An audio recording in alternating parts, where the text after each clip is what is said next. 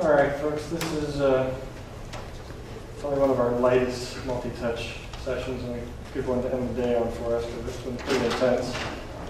A lot of architecture stuff today, and this one is really dedicated to exploring what we could do once multi-touch lands for various devices and whatnot. Various thoughts we're brainstorming about. And I've got them up here for you to read. But using an iPad, for instance, to control an Ubuntu installation, e.g. like a large trackpad, basically. Chase has a tool that he's written. Chase, why don't you come up here? Sucker! It's been a hard day for us. Okay, so Chase, you've written an application for the iPhone. It's called Multitouch, and if you install a package that's in Debian, Ubuntu, Fedora, called rinputd, you can connect to it from your iPhone running the Multitouch, and it turns it into a trackpad and a keyboard. And obviously the device is multi-touch, and I use that within Multitouch just to be able to handle 2-finger tap for right click, 3-finger tap for middle click, 2-finger scrolling. But I could instead provide multi-touch data directly to rinputd, which would hand it off to the server or to the kernel and pass it up and everything. I just hadn't had a chance to fully implement that. And you could probably get this working on the iPad as well? Yeah, I didn't write the application for compatibility with the iPad, so the UI would need to be basically added for an iPad version. But there's no reason it couldn't be. Right. That would be pretty sweet. Because one of the problems we found in using multi-touch devices for Ubuntu is that the hardware simply hasn't caught up to what we'd like to see. Apple has some of the best hardware we've seen. 3M comes in at a close second. And sadly, due to Featrues firmware, they've lagged behind somewhat. So it'd be nice if we had really great devices to test on, similar to the Magic Trackpad. The other thing is that the protocol to talk to the rinputd server is open. And I'm just waiting for someone to write an Android or Amigo or a whatever app to talk to it. It's up on, I didn't know where else to put it, so wiki.ubuntu.com/remote input. So if anyone is interested, feel free to ask me or anything, and I'd be happy to help out. Can you repeat the URL? Yeah, it should be wiki.ubuntu.com/remote input, capital R, capital I. I think that's the right page. That's right. It's modeled directly off of the Linux input subsystem. So anyone who's familiar with that, if you are. Hello, kernel hackers. Yeah, hello, kernel hackers. Why do you have a separate entry for auto flip for the XT2? Oh, that's the hinge. Well, yeah. One is Yeah, on okay, flip. so that's just a One's general auto rotate. convertible tablets, which there's a lot. Yep. Um, So, Sorry, this sounds like the same problem some regular monitors have. Is that the same? Would that be the same code? Some full-size monitors that you can actually rotate. yeah. Let's hang on a second before we jump ahead. The second bullet point was creating a UDS app for Ubuntu to act as a remote control for TVs. And this was something that a vendor approached us about. He would love to see this sort of thing in tablets that he could ship. It would be a huge selling point. What would be on the TV end? No, basically like an IR. Okay, Yeah. so the N900 has the Yeah. native verse. I've used it. Yep. For the Palm, I also had another one which actually took Pronto files. Do you remember the name of the one for the N900? QTIR Rico? Or QIR Rico? Okay. I can help you find it. I was just wondering if we had a URL. Yeah. Have you ever used the, there's an application in the repositories called Easy Gestures. And it's what it lets you do is it lets you draw any gesture you want for converter tablets. Easy stroke. Easy stroke, that's what it is. Yeah. Would it be possible is there going to be like a user system where you can define your own gestures? We're not working on that, but Easy stroke is hard in the distribution. yeah. But is it working with multi-touch? As far as I know, it's well, a stroke just really requires one touch. Right. So You can annotate it with one touch. I'm not saying it's limited, but yeah, it's.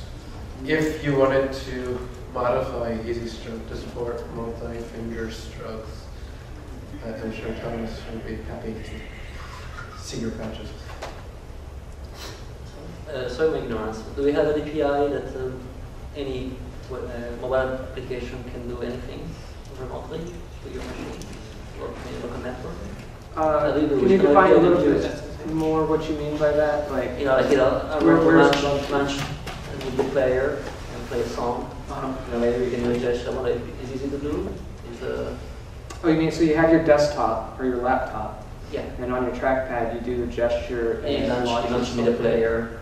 That kind of gets into what we like to call magic gestures. They aren't necessarily intuitive. They're like what you as a user, you know of it, and thus you do it.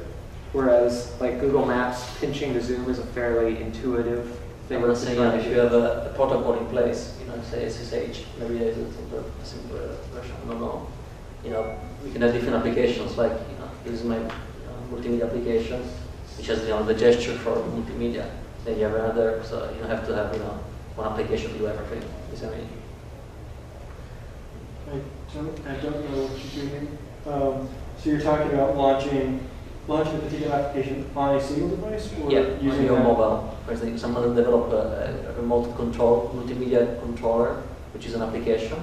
For example, on the iPhone, I have a Samsung TV controller, which I can control my TV from my iPhone. Right. So you mean like it's a special application? Yeah, it's a special application. It sounds like you're looking for a DLNA controller that uses gestural input, which would be an application. Right. Yeah. My point is there's a protocol or something that people can build different kind of application, depends on the functionality. Are you trying to control IR devices or remote control of the Linux desktop? Or Linux machine? I thought about controlling your any remote. Your Linux? Yeah, controlling your machine from a protocol or something that can be used in different devices and different platforms. Got it. Yes, there's a protocol. That's what UPnP does. Okay. So there is basically. You can launch any application, anything. UPnP is not for that, but any remote is. Any remote? Let me look it up.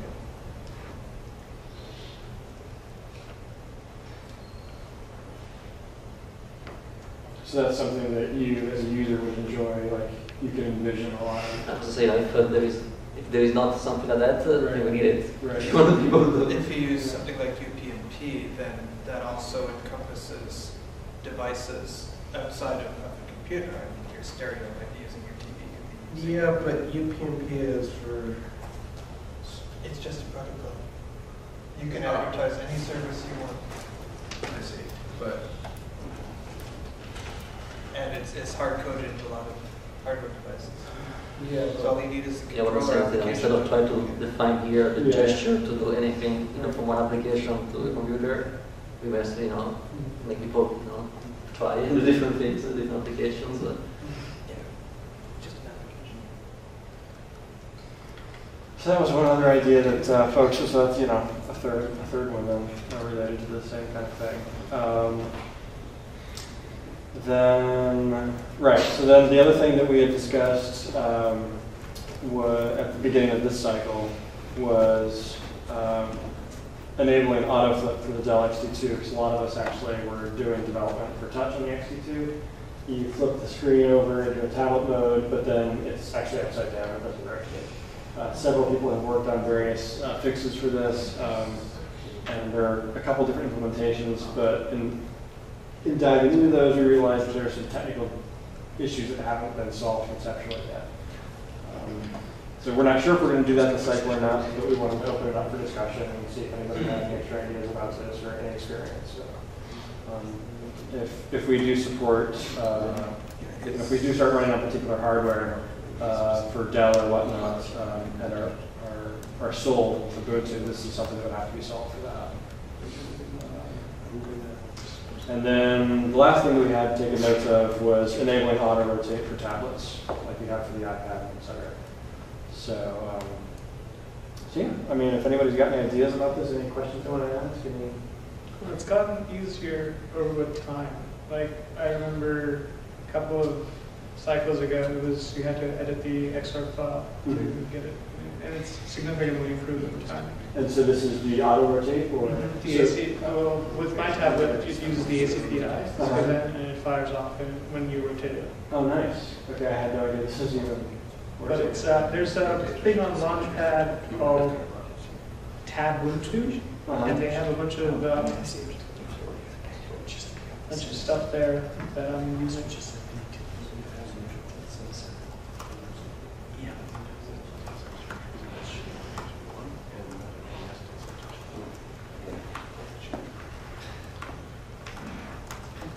It's tablet-screen-rotation-support. For rotation, obviously.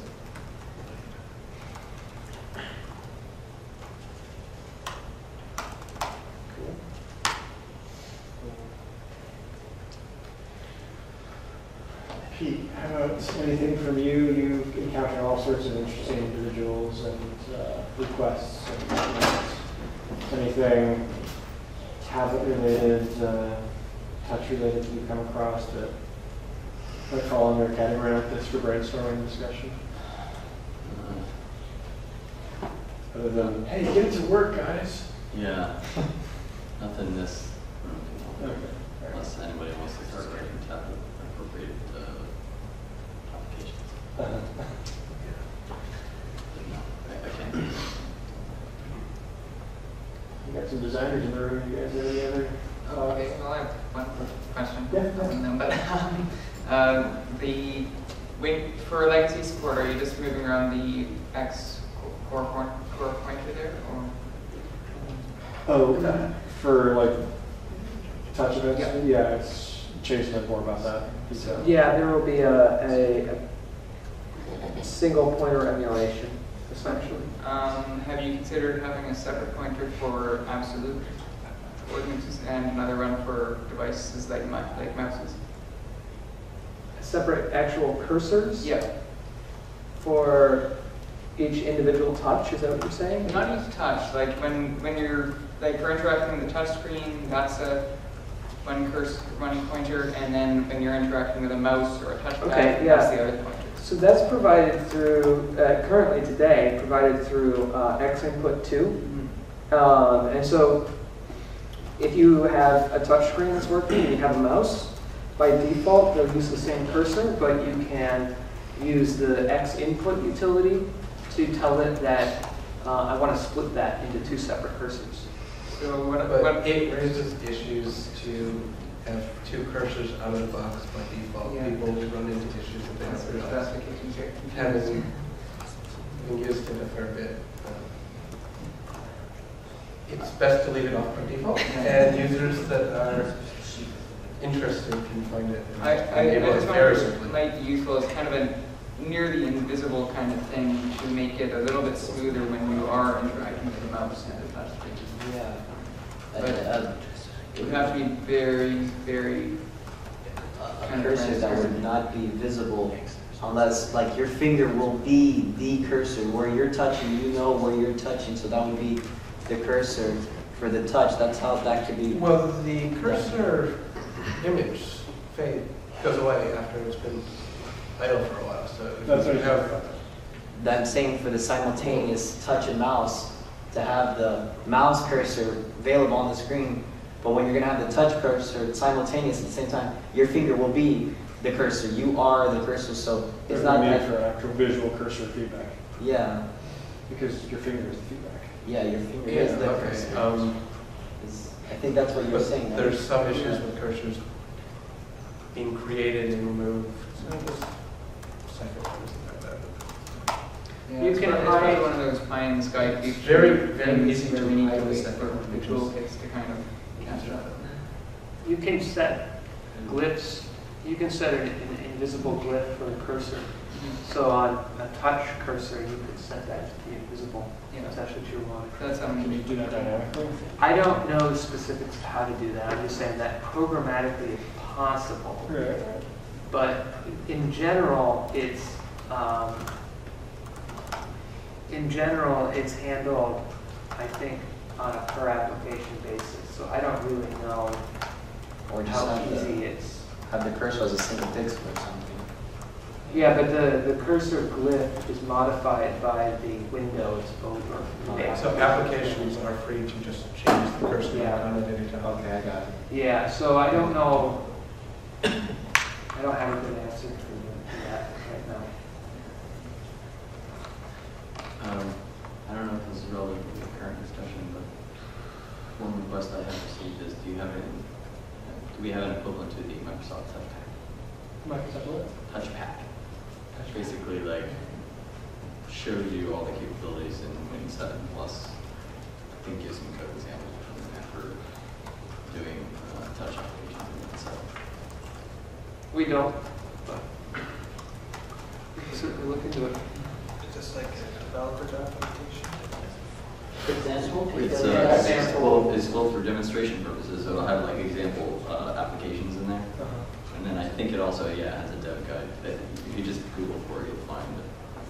So, The example applications are consumer oriented. They're not taking something. Well, Actually shipping on computers. right. Plug here for PyMT. We've got some PyMT folks here. They have a phenomenal set of demo applications for touch. Yeah, it's really Why it's nice because they're all developing sort of some pictures and someone to make yeah. You know, you're not giving himself quite enough credit there, but they're actually really nice. You know, it's like considering that there hasn't been full touch support on a Linux machine, these guys have done a great job. So it's not that it is when you look at it. You know, like so many early example applications are.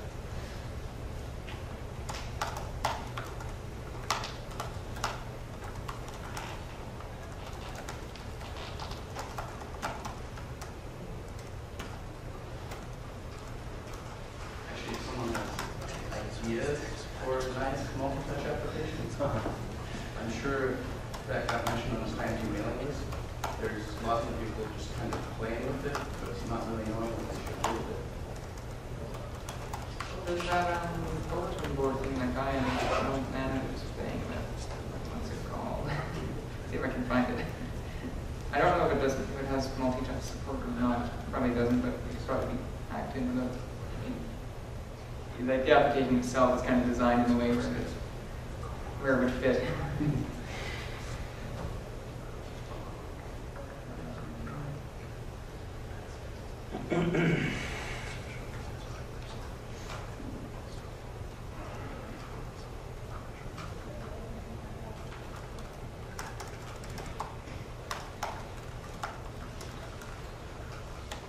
Industrial designer guys, isn't it easy? You know, easy work. No.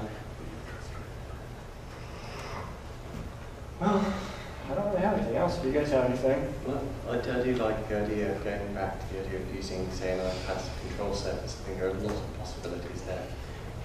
For instance, doing lighting control. Traditionally, big lighting desks with lots of knobs and sliders, and they're really expensive. And iPads are cheap, and you can have with sliders. You can perform gestures. They can be linked to a lighting control application. But of something kind of more consumerish, you could have a iPad control application that's, say, the music transport. So it's got a timeline, it's got a scrub wheel, allows you to flick through songs, but it's driving your main computer, which is linked to your hard drive and linked to your video projector and things. So it's purely a kind of visual multi-touch and gesture-based control surface for. Yeah, we should think about it because I was just thinking now that where do you keep your music? On your mobile or on your computer? Yeah, It's changing a bit now because they're having the music in the phone instead of the computer. well, I've got my computer connected to my speakers and a video projector and lots of hard drives. So So it'd be wonderful if I could sit on my sofa and use the iPad to flick through my films and my music, but actually play it on my desktop computer and control my video projector that's linked to the desktop computer. It's very easy to do. Making it consumer friendly to configure is not. I've got all that. Underlying fundamental principles software development right there. Yeah. There's something fun to play with in kind of like There's actually a company that specializes in full home automation that builds around a Debian-based thing and all their software is open source. Their business model is the service and the hardware. But I can post the licenses everywhere. so providing kind of a gesture-based interfaces to everything that happens. Well, I think that the hardware they were selling for the front end was primarily touchscreen stuff. In one sense, that's kind of getting away from anything we do in Ubuntu, though, because you'd be doing it on an iPad. Unless you're thinking of an iPad with Ubuntu. An iPad running Ubuntu. Okay. All right. I'll buy that. It's all right. Yeah. Just iPads are cheaper and good touchscreens. Yeah, for honestly, for remote control, your operations are essentially going to be a single finger most of the time anyway. So Yeah, I've written that. Right. And so there's plenty of two-touch devices that you can get for Ubuntu right now. Ubuntu will run them right now, so I think that's actually possible. the remote control is nice, and it's not that hard to implement. The remote control, the hard thing is having your environment set up. You have to have the computer that's running hook up to your TV. If you want to control the lights, you have to have things installed between the power source and your light. Yeah. Are you saying you're just wimpy? You don't want to do that? No, I'm just saying that's what keeps it from being a nice He's I know. being sarcastic, recognizing there's an immense amount of work there. Yeah. No.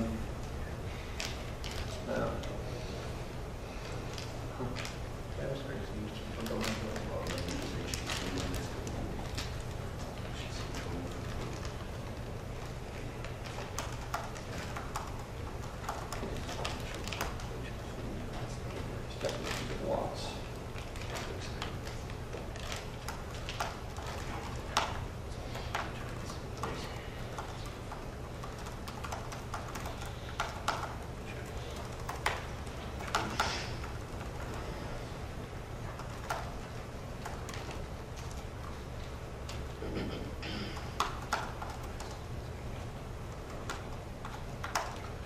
Is it called IdeaCon? They've got one.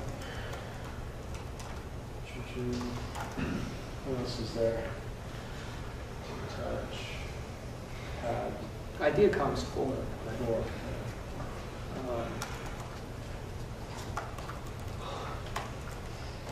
Wacom. Wacom. Oh, right, like just regular touch surfaces. Yeah, you Touch want screens, too. Really? Wacom has touch screens? I have it at home. Yeah, Oh, no way. we've got one. It's amazing. Huh. It's with a pen, pen slip writing on like graphic designer's desk, but the screen comes in. Awesome. Exciting stuff. Eagle Axe, Pando, Oh, Eagle Axe, yeah. Mozart. Juju's, Eagle Axe. Oh, that's really good. What else? Kando, Mozart, but those are like, And, I don't know where you get those. Europe. Asus T191MT, I think. Something.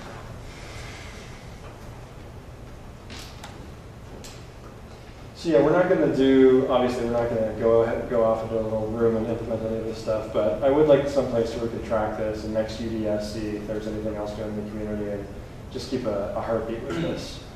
So this blueprint will be up and available, and folks can add links if they see stuff and they're interested, they want to track this, you can subscribe to this, and add links to the whiteboard. We can just sort of keep the tally of things so that every UDS comes around and we just update this ticket as we get closer and closer to implementing some of this stuff. Update this blueprint. Link to it from the wiki if people in the community are looking for ideas. Yeah, it's a good idea. Yeah.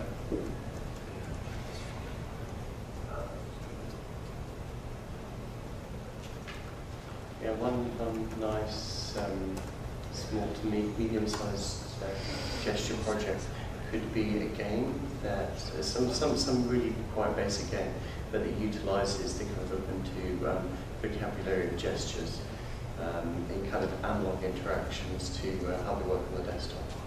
Like a Rubik's Cube? Yeah. That'd be something, There you go. some objects. YouTube, next generation. Something with objects in some other way. Yeah, Besides the window or the... It is a Rubik's Cube right now. I think it's got a tutorial. Well,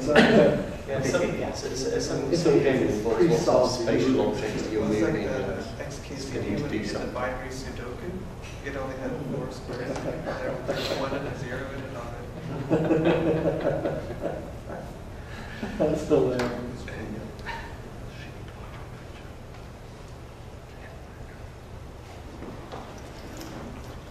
I wonder if anyone's done hexadecimal Sudoku. It's not about the numbers. It's hexadecimal. I think 16 by 16.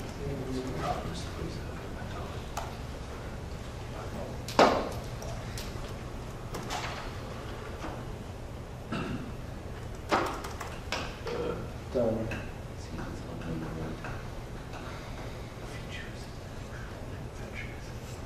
All right. Well, if that's it, then short session.